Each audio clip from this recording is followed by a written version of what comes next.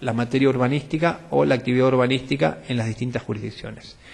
Una es la que existe en nuestro ámbito provincial y solamente en la ciudad de Buenos Aires y en la provincia de Mendoza a través de la Ley de Ordenamiento Territorial 8051, que es la existencia de una regulación marco general, específicamente urbanística de nivel provincial, que es completado, desarrollada por las normas locales de tipo municipal o de nivel municipal. Luego, en nuestro país y en el resto de las provincias hay una regulación que es eminentemente local, no hay norma provincial, las provincias no han asumido esa competencia que les corresponde y solamente existen o coexisten algunas pequeñas leyes sectoriales a las que ya me referí, junto con, presentando el caso de la provincia de Buenos Aires, junto con las normas de desarrollo municipal y con las normas nacionales como la Ley General del Ambiente. Y luego hay otros sistemas en los que hay regulaciones de nivel nacional, estatal, profundas, abarcativas, con pretensiones amplias, como ocurre en Colombia a través de la Ley 388, orgánica de ordenamiento territorial, o en Gran Bretaña a través de la Town and Country Planning Act, que tiene modulaciones especiales para cada uno de los países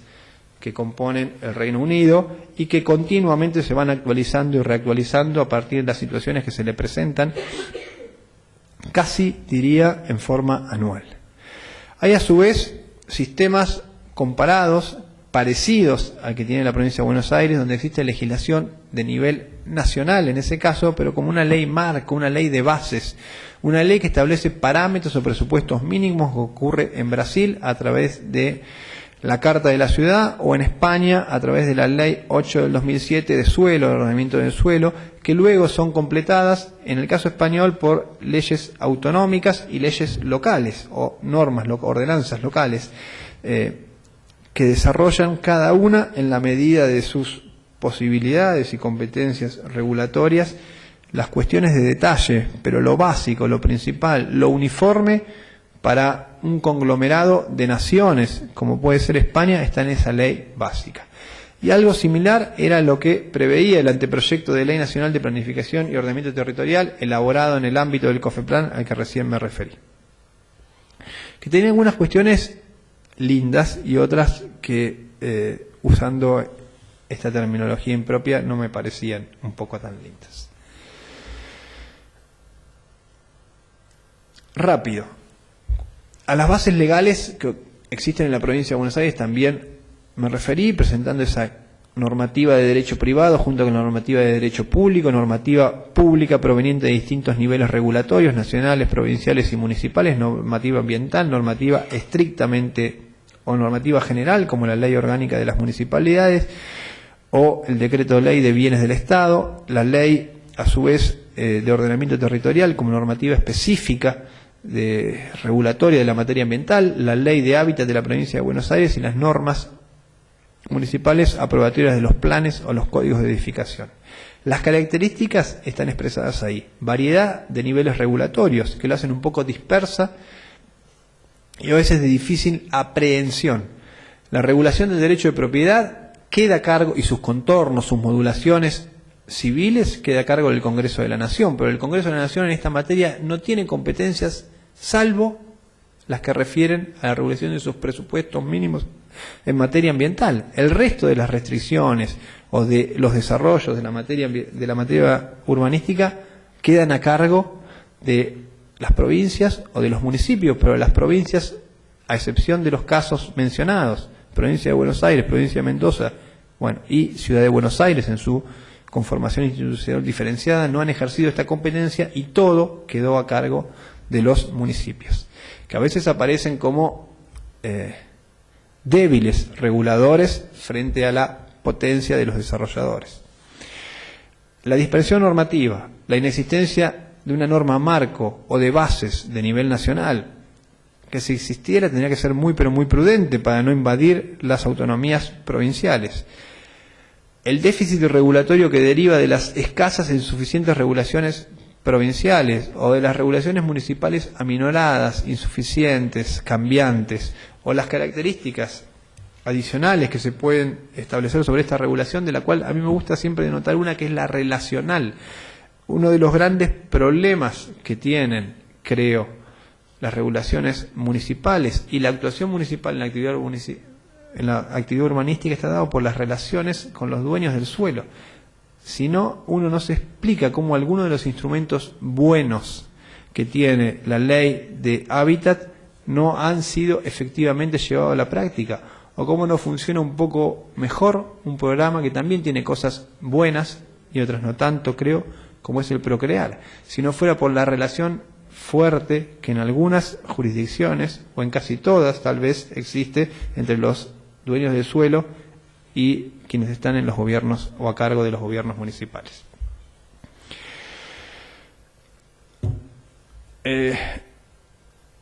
Daniel Soria, a quien ya me referí 2 veces y esta es la última que hago, suele comparar a veces la normación de nivel municipal o la normación urbanística general con una frase que presentó el profesor René Stieu de la Universidad de Nantes, refiriéndose a la lotería del planeamiento. Y esa frase me hace acordar a la lotería de Babilonia que presenta Borges en Ficciones, donde habla de una lotería en la que el azar penetra absolutamente en todo y se fanatiza tanto los encargados de llevar adelante la lotería, la compañía, que el azar entra hasta en ellos cambian, se sortean ellos y uno puede recibir como premio o castigo desde que le corten la cabeza hasta volverse absolutamente multimillonario. Entonces, a veces, creo, las regulaciones que se dictan en esta materia producen unos cambios de esta manera, que uno puede perder todo o ganar mucho sin tener nada que ver, casi por azar. Bien que por esta situación relacional es un azar modulado, matizado, en donde a veces entran algunos condicionantes o direccionantes del azar que están dados por esas relaciones que existen entre los que tienen la potestad normativa o regulatoria y quienes operan en el mercado del suelo. La provincia de Buenos Aires, rápido panorama, tiene una cláusula ambiental que también es muy buena y que también establece, al igual que la cláusula del artículo 41 de la Constitución Nacional, que el suelo urbano, visto, considerado, clasificado como recurso natural, tiene que ser racionalmente aprovechado o planificado. No puede haber una utilización del suelo que no implique o que no esté de la mano con la planificación racional. Este es al menos el mandato constitucional que rige. La provincia agrega en el artículo 36 que como uno de los derechos sociales que promociona, que expande, que promueve, es el de la vivienda digna y el del acceso a lotes, es decir,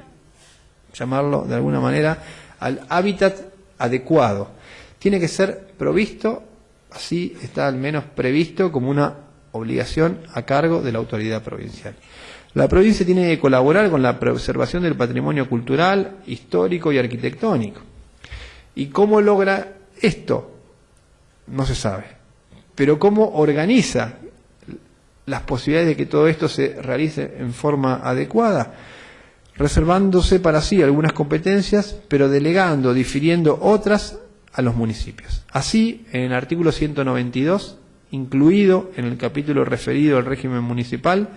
establece que a los municipios les compete regular lo atinente al ornato y la salubridad y dictar las ordenanzas y reglamentos dentro de sus atribuciones. Y en este marco es en general donde se han establecido la posibilidad de que los municipios dicten normas urbanísticas de la mano con las leyes provinciales, el decreto ley 6.769, es decir, la ley orgánica de las municipalidades, y el decreto ley 8912 del 77, referidas a la materia urbanística. Es importante aclarar que el régimen municipal en la provincia de Buenos Aires tiene algunas características especiales.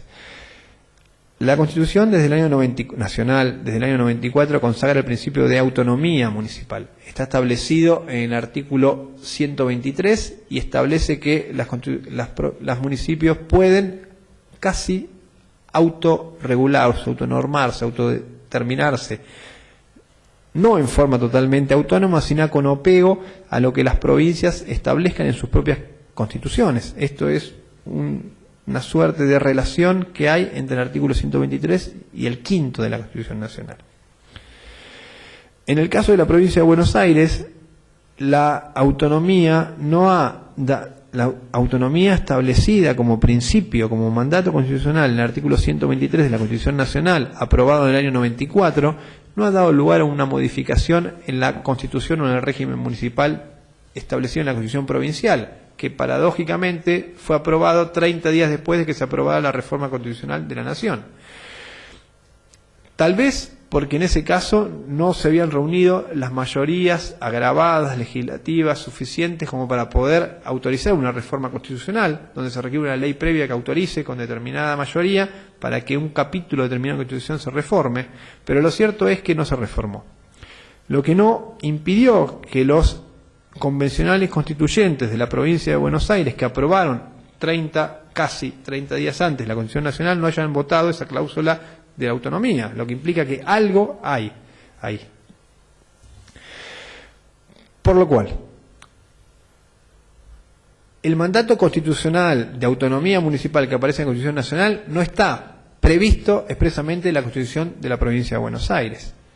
lo que no implica que los municipios no tengan algún grado de autonomía minoritado,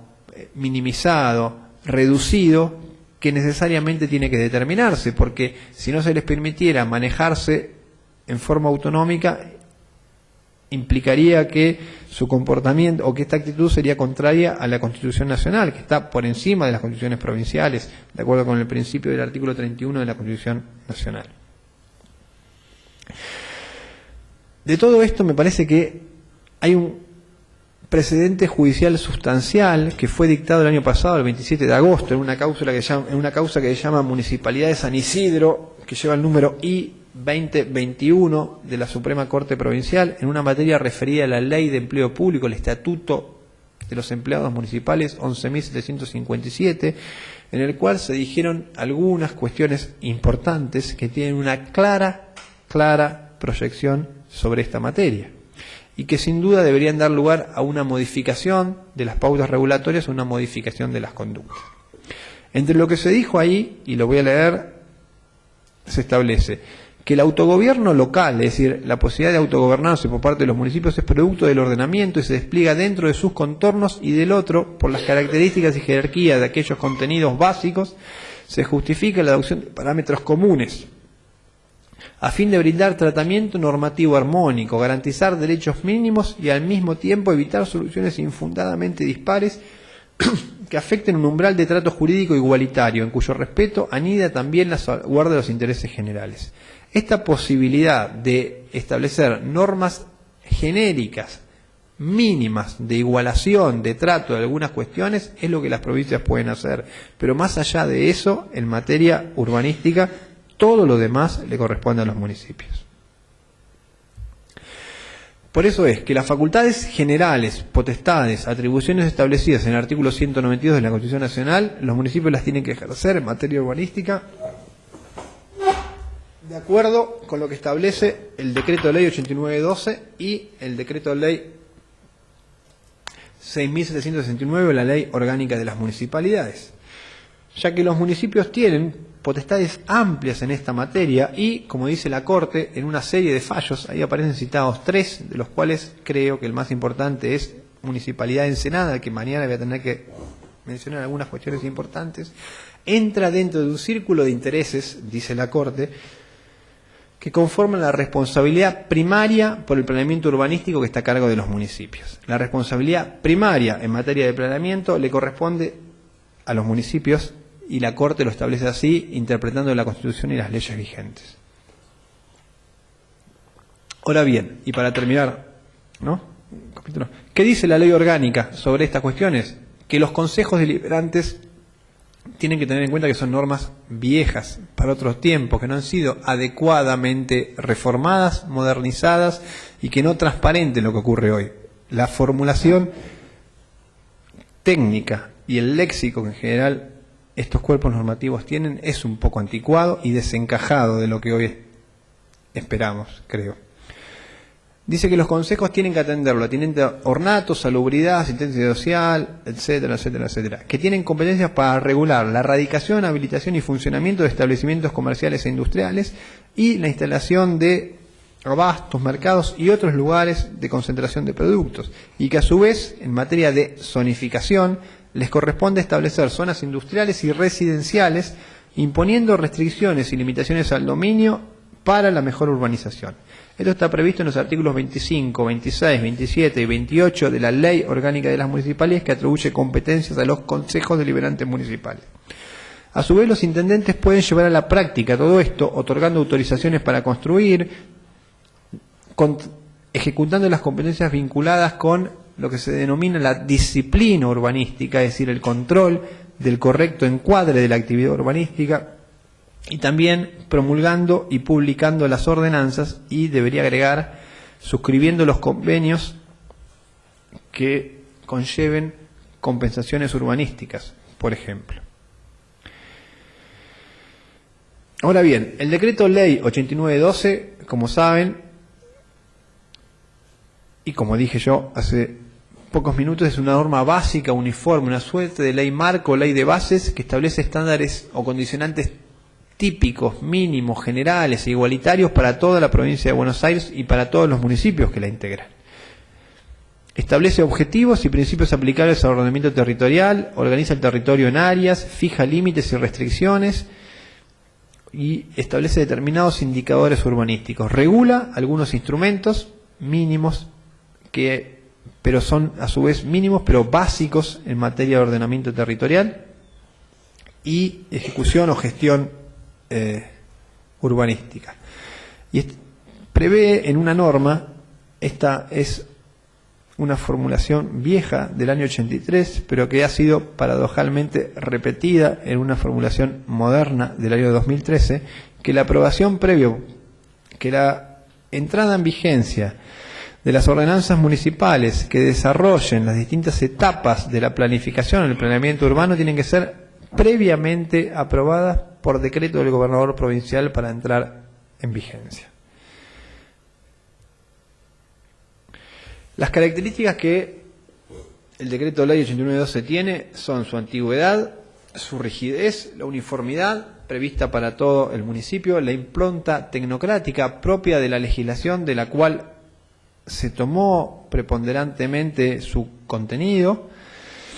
y una cierta ineficacia o antifuncionalidad. Yo creo que es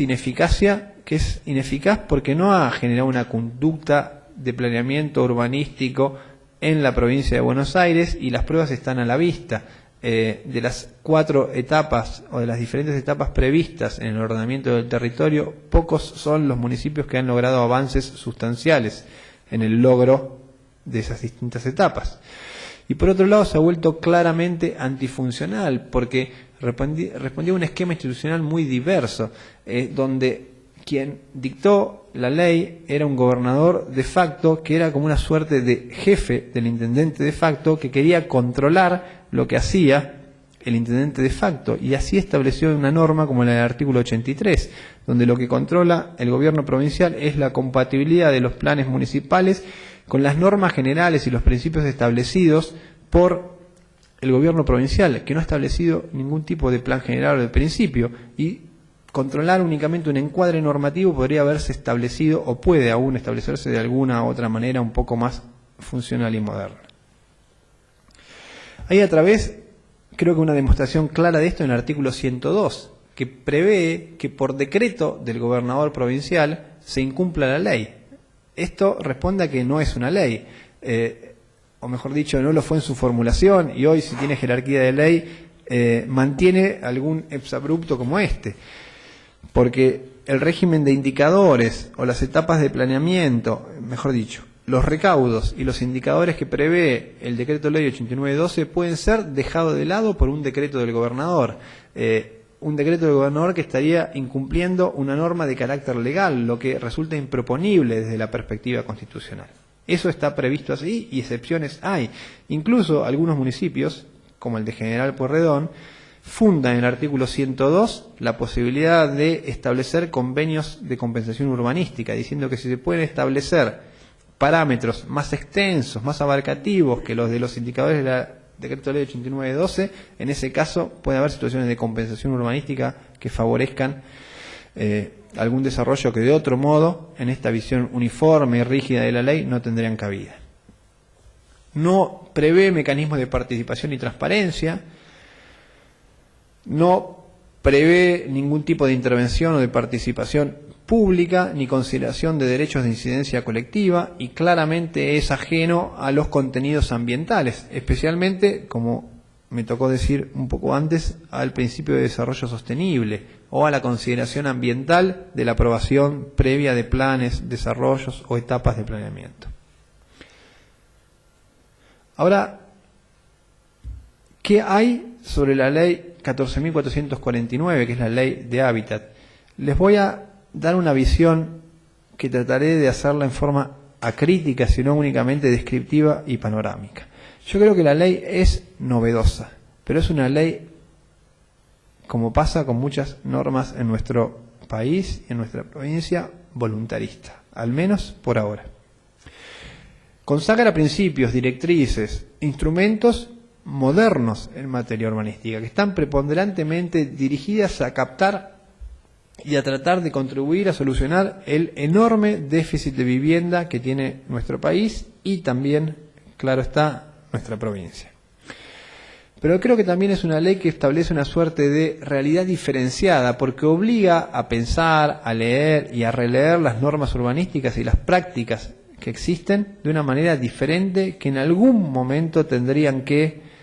dar lugar a un círculo un poco más virtuoso de comportamiento. Alguna vez publiqué algo así en un diario local y al otro día tuve una reunión provincial en el que trataban la reglamentación de la ley, en la que me habían invitado, y si no fuera porque eran amigos no me hubiera ido muy bien. Muy bien. De todas las frases que puse, esta es la única que quiero citar, porque corresponde a la Corte Suprema de Estados Unidos en un caso del año 1954, aprobada por unanimidad. Los muchachos que integraban la US Court en ese momento no eran democráticos e inclusivos. Sí eran democráticos, pero no sé si eran inclusivos, pero establecen esto, que las condiciones de vivienda miserable e ignominiosas no pueden hacer más que difundir la enfermedad, el delito, la inmoralidad, y pueden incluso convertir a la vida en una carga casi insufrible. Hay casos de la Corte de Estados Unidos, en uno de los libros que les referencié como bibliografía propuesta, sugerida, aparecen enormemente tratados que tienen estas consideraciones, y uno a veces piensa que el país más liberal del mundo, yo tengo ideas liberales también, no puede tener estas consideraciones y sin embargo las tienen. Ya les dije que en el inicio, en los albores de la creación de la República, al menos 2 de los 3 padres de la patria tenían ideas de este tipo, y muchos jueces de la Corte, otros no tanto, también las tienen. La ley 14.449 resalta el carácter empírico de la ordenación urbanística. Este rol o carácter empírico es una característica que presenta Jacqueline Morán de Bellier en su obra sobre derecho urbanístico, y que refiere a que está intensamente relacionada con lo que ocurre en la realidad. No es un derecho o no son normas que miran para otro lado, son normas que tienen que mirar lo que ocurre en el territorio. Bueno, la ley lo mira. Se hace cargo de algunos problemas actuales que tiene la sociedad. No sé si bien o mal, trataré de no formular valoraciones o demasiado valoraciones, pero se hace cargo de esos problemas. Y creo que encuadra en ese mandato constitucional al que recién me referí, que está en el artículo 41 de la Constitución Nacional, de utilización racional de los recursos humanos, o en el artículo 28 de la Constitución Provincial, de planificación del aprovechamiento racional. Establece que la función y finalidad de la actividad urbanística, no está bien puesto ahí ordenación, es una función pública, un cometido público. Esto que viene siendo sostenido desde los 3 autoridades jurídicas españolas principales en esta materia, que han colaborado con los gobiernos que no siempre han sido democráticos en este tema, pero que siempre han incluido en este punto un realzamiento de la función pública de la actividad urbanística, que creo son Laureano López Rodó, Jesús González Pérez y Luciano Parejo Alfonso. Además, es una actividad donde claramente la titularidad tiene que ser estatal. Si bien admite colaboraciones tanto de la sociedad civil como de determinados sectores, por ejemplo, en las modernas formas de planeamiento estratégico, la titularidad es estatal. Hay algunas reuniones locales actuales en las que esto debería recordarse, ¿no? Me parece. Incorpora como algo importante algunos principios, reglas e instrumentos ambientales, especialmente el de sostenibilidad, y de eso deriva en la aplicación concreta o práctica de algunas cuestiones, así como, les dije antes, principios, directrices o instrumentos de lo que se denomina urbanismo social o del principio de solidaridad, cohesión o mezcla social, diría Morand de Villiers. La función social de la propiedad, el reparto equitativo de cargas y beneficios generados por la actividad urbanística, es decir, la posibilidad de incorporar al patrimonio público las valorizaciones generadas por esa actividad, o la gestión democrática de la ciudad y el derecho a la ciudad. Estaba prevista, que no necesitaba tratamiento, pero que nunca se usó y que permitiría, por ejemplo, darle una impronta y una eficacia sustancial a planes o programas para generar disponibilidad de vivienda o vincular, por ejemplo, con el programa Procrear. A su vez, también como parte de la idiosincrasia propia de quienes fueron autores o coautores del proyecto, pero también de la entronización de los principios ambientales, incorpora una fuerte posibilidad de obtener y brindar información pública, la participación ciudadana y una legitimación activa amplia para promover o presentarse en procedimientos o en procesos judiciales vinculados con esta temática. Entre los principios aparecen listados en artículos específicos de la ley, por lo cual únicamente voy a pasar. Está el del derecho a la ciudad, a la vivienda y al hábitat adecuado, la función social de la propiedad, la gestión democrática de la ciudad y el reparto equitativo de cargas y beneficios que aparecen establecidos en la legislación comparada, particularmente la ley 3.888 del año 97 de Colombia y en el Estatuto de la Ciudad, aprobado por la ley 10.257 del año 2001 de Brasil. Hay formulaciones similares en legislación europea de tipo local o de la Unión Europea. No quiero referirme a esto, sino únicamente a esto, que ya me mencioné. Este es un balance final.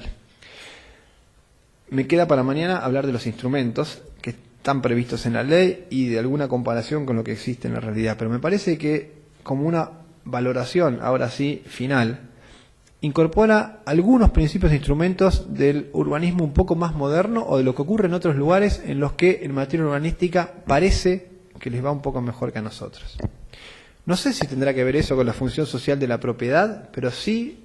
creo tiene que ver con lo que se denomina el derecho a la ciudad y los postulados o lo que deriva de todo esto, que es la posibilidad de que cada uno se vea a sí mismo en la ciudad en la que vive y entonces de esa manera patrimonialice lo que la ciudad le da a los propietarios a través del reparto equitativo de cargas y beneficios. A veces transferencias enormes de riqueza sin hacer o generar absolutamente nada. Algo para otros debe quedar. Tal vez si estuviéramos bien en materia de vivienda no haría falta algo de esto. Uno podría andar repartiendo riqueza por ahí, pero no estamos, creo, nada bien. Presenta una marcada impronta ambiental, es decir, considera principios y reglas aplicables propias del derecho ambiental. El principio de sostenibilidad, el de progresividad y también todo lo que tiene que ver con la participación. Promueve entonces la participación ciudadana, el acceso a la información y una amplia legitimación. Establece y regula instrumentos de actuación y de gestión como los consorcios urbanísticos que han estado previstos en alguno de los llamados a contratación o a proyectos iniciales realizados desde Procrear, pero que al menos aquí no han convencido a nadie de que se podía vincular sector privado con el sector público. Tal vez porque no han generado suficiente confianza o tal vez tengo certeza de que en algún lugar esto ha sido así, porque la ley exige, y las bases de Procrear también, que quien aporte, el sector privado, que haga su aporte de inmueble a el consorcio urbanístico sea el propietario y no prevé situaciones o posibilidades intermedias de quien no sea propietario pueda constituirse en algún momento propietario, aporte esa tierra. El fomento del crédito para la mejora de hábitat, la generación de instrumentos financieros como un difuso fideicomiso muy bien fondeado por algún coeficiente adicional que se ha puesto en el impuesto inmobiliario, la participación en las valoraciones inmobiliarias, asigna un rol importante, diferenciado, reactivo y novedoso a los municipios que, dirían 6 o 7 en los que me toca a veces trabajar, me parece que no están preparados, o porque no conocen suficientemente la ley, o porque le tienen miedo, o porque lo bueno que puede tener la ley para los municipios a veces no es bueno para los gobernantes, porque por ejemplo la posibilidad de captar plusvalía, pero después generar con eso un fondo afectado que no se puede gastar en otra cosa que no es la que la ley establece, no genera mucho cariño y mucha vehemencia para cumplir con ese mandato de la ley, o por esas situaciones relacionales que hay entre los propietarios del suelo y los gobernantes. Y luego creo,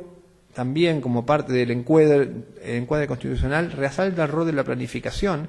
y establece algunos parámetros y directrices. Acá es donde tal vez no tengo demasiada simpatía con la ley, salvo en uno que es el de tratar de evitar por todos los modos posibles de no urbanizar área rural, sino al contrario de recuperar o devolver a lo rural el área urbanizada o insuficientemente urbanizada.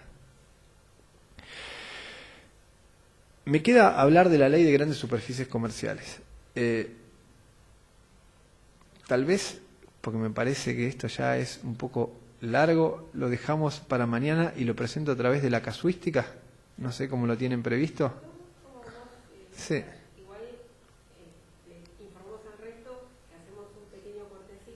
Adelante. Dale. Ellos me pasan además las preguntas genial. que me querían hacer, ellos me las escriben ahí en el chat y después adelante. Todo y las preguntas, yo tengo 3 millones. Igual amo ser arquitecta, que estoy re convencida, por supuesto, pero por eso. Bueno, hacemos una pausa. Informamos al